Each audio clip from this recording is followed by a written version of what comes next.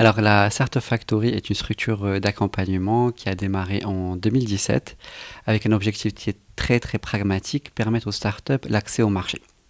Une startup, c'est comme une entreprise en fin de compte, elle a besoin de clients pour pouvoir générer du revenu. Donc on est parti de ce concept d'open innovation ou d'intelligence collective pour créer une passerelle entre les startups et les grands groupes. Depuis qu'on a démarré, plus de centaines de contrats ont été signés entre des startups et des grands groupes, chez qui de l'innovation a pu être déployée. Et à côté de ça, on a quand même créé des programmes d'accompagnement, des programmes de financement et des programmes de formation, justement pour compléter la chaîne de valeur nécessaire à l'accompagnement d'une startup. Alors, excellente question, parce qu'on a fait toute une étude et une infographie sur le sujet pour voir comment cette crise-là allait impacter les startups, et ça s'est révélé vrai. Donc une partie malheureusement des startups ont disparu, tout simplement parce que la crise, je dirais, au-delà du Covid, elle a été aussi financière pour certaines startups qui n'avaient que 1 mois ou 2 mois, je dirais, de BFR.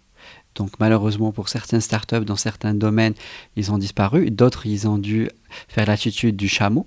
Donc voilà, c'est le passage au désert. Donc on minimise au maximum les charges et on attend que ça passe. Et d'autres qui ont été peut-être un peu plus malins, qui ont été en mode agilité. Donc ils ont réinventé leur business model. Il faut aussi noter que certains secteurs comme la logistique, le e-commerce, la e-santé, la e-education ont quand même profité de cette crise parce qu'ils ont vu leur volume de chiffre d'affaires augmenter. Et donc voilà, quand il y a une crise, mais il y a aussi des opportunités.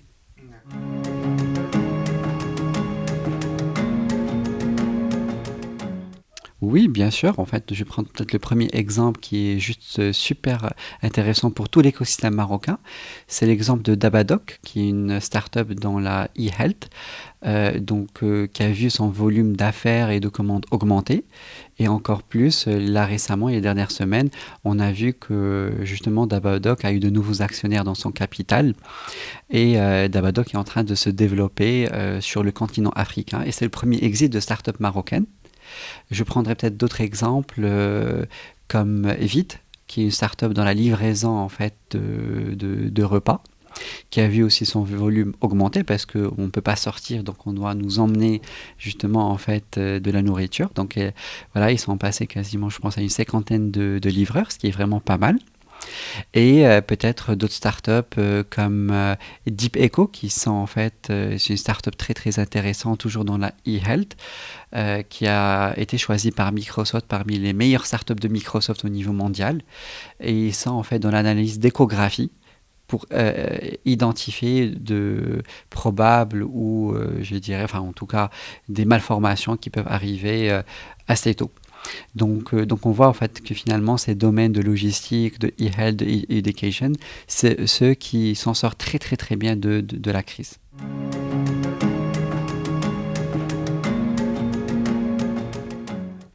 Alors justement, en fait, il y a deux façons de voir les choses. Soit on accepte que la crise a changé le monde et qu'on est dans un new normal, et du coup être agile, pivoter, changer de business model, s'adapter à la vie, ou bien disparaître.